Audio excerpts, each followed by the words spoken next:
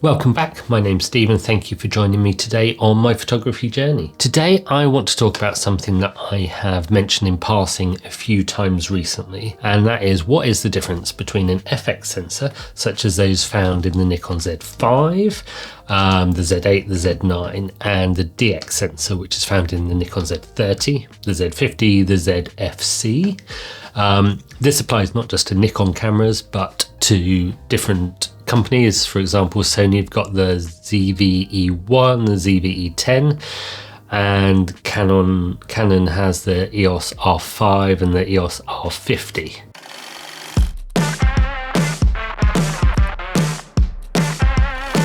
Just to be clear, from the start, I don't think one is better than the other, and I'm more than happy using either one of my cameras, whether it's the Z5 or the Z30. There are a few things to think about when switching from one to the other, which I'm going to cover a bit later on.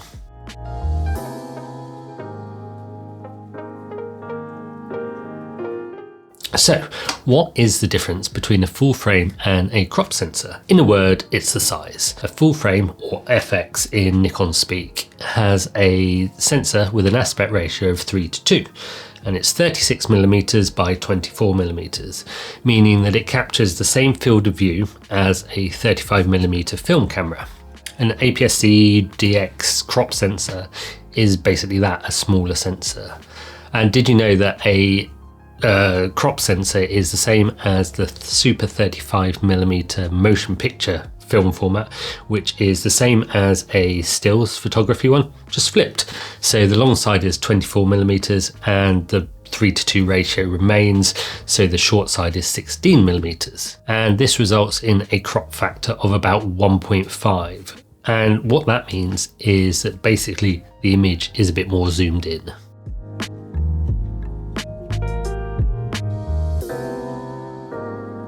And this smaller size sensor has two main benefits. They are cheaper to make and they can be made into smaller cameras. For the cameras I mentioned earlier, let's have a look at the price and size difference between them. So you've got the Nikon Z5. This is a recommended price of £1,349. And it's a 24 megapixel camera, and it weighs, without a lens or anything, about 675 grams. I've taken all that from the Nikon spec sheet, just to be clear on that one. And then you can compare that to the Z50, which is £900, 21 megapixels and 450 grams. So cheaper, lower pixel count, and also lighter. Sony has got the ZV-E1, which is about £2,200, 12 megapixels, about 400 grams. That's their full frame one. And then the ZV-E10 is about £600, so significantly cheaper, although that's 24 megapixels, but again lighter at about 340 grams. So different in the pixel density on the sensor, but otherwise cheaper, lighter. And then you've got the EOS R5 from Canon, which is nearly £4,000, I think, 45 megapixels and 650 grams. And then the R50 is £550, 24 megapixels and under 330 grams, so significantly different. I mean, I don't shoot either Canon or Sony, so I'm not sure if those are fair comparisons, but I know the Z5 and the Z50 are kind of equivalent cameras, and there's just the full frame and crop sensor version, or FX and DX in Nikon speak.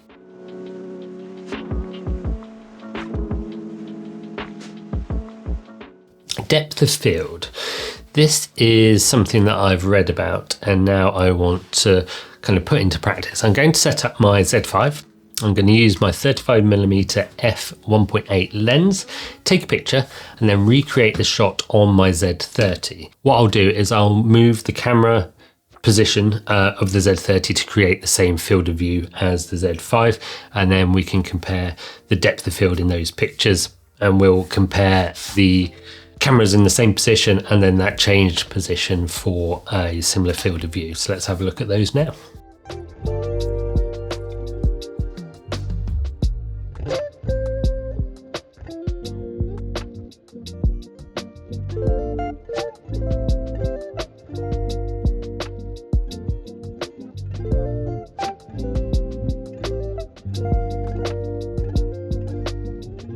And talking of field of view, this is something else that changes between the FX and the DX. As I mentioned earlier, the DX sensors, they crop the image basically. So they crop in from what a FX or full frame sensor sees. Now, bear with me because this is where things can get a little bit confusing. So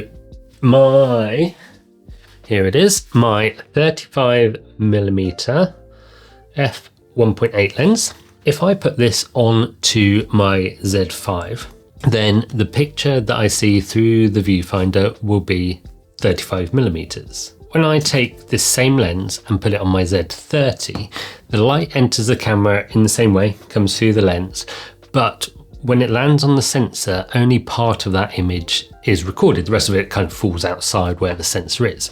So it's as if you're zooming in on that particular area. So imagine cropping in on Lightroom, that's the same kind of thing. So it only records that central part of the image. And that is where you get your crop factor from. So with FX to DX, that's 1.5 times, meaning that this 35mm lens on my Z30 will give a field of view that's about equivalent to a 52.5mm lens on my Z5. Not too confusing, but you just have to bear that in mind. The number on the lens is always the full frame number. That's the focal length of the lens. And then when you're putting it onto a crop sensor camera, you need to multiply it by that crop factor to look at what the equivalent field of view with a full frame camera would be. What you do need to keep in mind though is that this is just a number. It doesn't affect the picture that you take. Well, it does in that if the picture you want to take doesn't fit in the viewfinder, then it won't work. But if your picture, what you want to compose, fits in the viewfinder, it doesn't matter what number's written on the lens. Where it does come in useful though is if you're comparing between two different lenses, you want to take one on a trip or another one, then you kind of know what you'll be able to see in that lens when you put it onto your camera.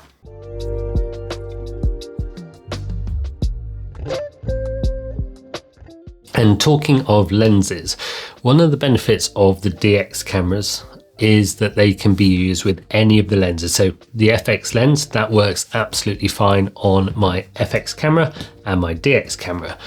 But if I had a DX lens, it wouldn't work so well on my full frame camera because, as we were saying, it concentrates light on that central part of the sensor. So again, you're effectively cropping in with what you're seeing through the camera if you're using a DX lens, because the opening at the back, I can't open this. The opening at the back is basically smaller compared to an FX lens. So what does that mean? What's the difference between an FX lens and a DX lens? DX lenses tend to be smaller, lighter, cheaper, and they are made specifically for those smaller, lighter, cheaper cameras. Like I said, if you've got a Nikon Z mount lens, whether it's a DX or FX, it will have a 35mm equivalent focal length written on it, and it can be used on either type of camera. But if you're using a DX lens on an FX camera, you get some significant vignetting, and therefore you'll need to crop in so you only have that central part of the sensor in use.